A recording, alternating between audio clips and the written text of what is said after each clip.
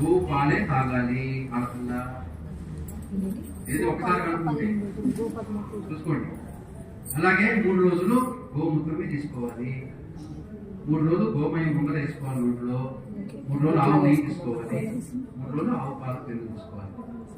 15వ రోజు అయినప్పటికల్లా మళ్ళీ ఆ పిల్ల చక్కగా, అప్పట్లో పుష్పాలు ఎక్కువ ఉండేవి అవునా, ఆయన చెప్పిన సమయంలో పుష్పాలు ఎన్నో రకాలు ఉండేవి. గోపద్మవ్రతం అంటే ఒక ఆవుకి దూడకి వత్స సహిత ఆవుకి పూజ చేసుకుంటూ ఎర్రమట్టి రేగడ కానీ నల్లమట్టి రేగడ కానీ అలా వెళ్తూ ఉంటే ఆవిడ ఎక్కువసేపు నిల్చుంటుందని కూర్చోదాడు. గోమాత అబ్జర్వ్ చేయండి, ఎప్పుడో కానీ కూర్చోదాడు.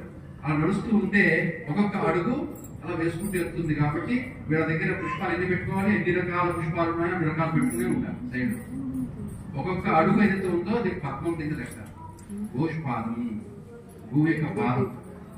ఆ పాదం మీద ఆ అచ్చు మీద ఒక పుష్పం పెట్టారంటే మళ్ళీ ఆ రకం పుష్పాన్ని పెట్టకూడదు. అలాగా అన్ని రకాల పుష్పాలు ఉండేవి కాబట్టి ఆ పుష్పం ఆ పాదం మీద అలా అడుగు మీద అలా పెట్టుకుంటూ వెనకాతలే గోమూత్రం పోస్తే పట్టుకోవడం, గోమయం వేస్తే తీసుకోవడం, ఎత్తుకోవడం, సేవ చేసుకోవడం, గో గ్రాసం పెట్టడం ఇలా చేస్తూ ఉంటారు.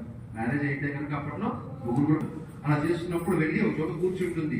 కూర్చున్నప్పుడు ఆవిడకి హారతి ఇచ్చేసుకుని హారతి ఇచ్చినప్పుడు ఎంగిలి పడాలి. అప్పుడు భోజనం చేసుకోవాలి. ఇది గోపద్మవ్రతం. అంటే ప్రతి గ్రామంలో కూడా గోష్పాదుగా పట్ట అభిషేకం జరగాలి. గోవు యొక్క పాదాలు చరించాలి. ఇలాగ చుట్టుపక్కల వీధుల్లో అడుగు తినేట్టుగా ఉండకూడదు. ఎంగిలి ఎలా అయితే అంత దుర్భిక్షమే. అందుకే మన కష్టాలకు కారణం కరోణ అంటే గౌరవణ.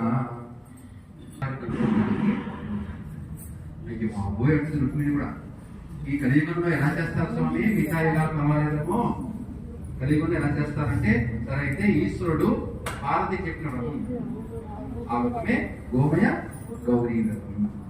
సూక్ష్మంలో మోక్షం కలియుగంలో.